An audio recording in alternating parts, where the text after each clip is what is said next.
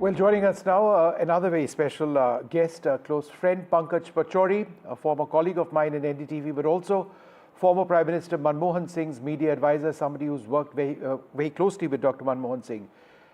You would have had so many interactions with him. Is there anything that comes to mind, Pankaj, that strikes you most or that you remember most about Dr. Manmohan Singh? Memories flood my head at this time, and as I see the pictures on your screen, Vishnu, and the main thing which I can say today is basically that he saw the future.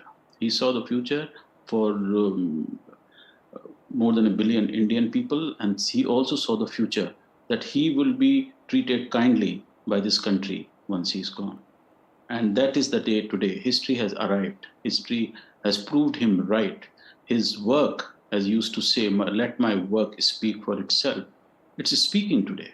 India stands among the forefront of the Committee of Nations. And that's due to his capability of envisioning a future for India, for its growth in terms of finances and economically, and as Angela Merkel said, also to redistribute that growth among our millions of people. No country on this planet has been able to pull out 260 million people out of poverty as he did during his 10 years. Only China we can talk about, but the China is not a democracy as we are. Sure. And even on democracy, I can say that despite so much criticism, despite so much of allegations against him, he was brave to face the media which actually every day was maligning him. And that clip we saw of his last press conference, he was very brave about it. And he said, let them ask whatever they want to ask, because we are preparing for a brief for that press conference. Manish Tiwari, the then information But Pankaj, let me ask minister. you this. There were very challenging times then for the Congress party, which obviously impacted Manmohan Singh as well. There was the 2G scam, there was the coal scam, there was the Commonwealth scam. It ultimately gave the BJP a narrative which they successfully built on. And here was a reticent Prime Minister interested in the process of governance. How did he deal with all the politics around him? See,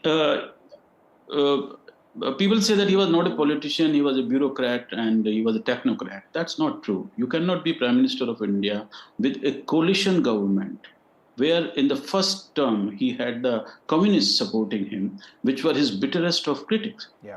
And then a coalition of about 20 parties. And to keep them together and take them together, I'll just say 3 things about this, how he managed to do this. Number one, he had a vision about India's growth and India's prosperity and making India, as at that time he used to say, a middle-level income country.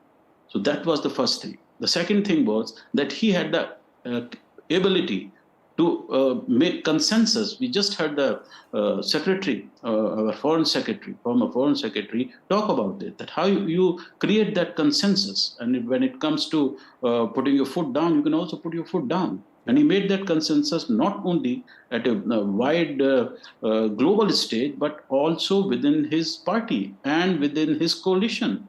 I mean, all the legislation we keep talking about today, which has become a benchmark globally, be it the right to information, the right to food, the right to education, Aadhaar, and the right to livelihood. All these things he could do because he could take all these people together. Now, narrative, what you are talking about, naturally, he used to say that they are my opponents and they will be trying to they'll try their best to dislodge the government. And he used to laugh about it. And he used to say that I'm a small man in a very big chair, and these people are after the chair, and I'm coming in between. So this is part and parcel of governance of a country which is at times struggling, but at the same time, it was marching ahead under his ownership, under his leadership. Pankaj,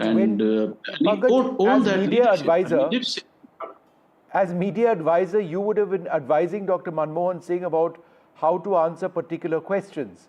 There must have been instances when you would have told him, and be honest about this, maybe you need to dodge this question, maybe not answer that question, maybe not hold this press conference, etc., etc.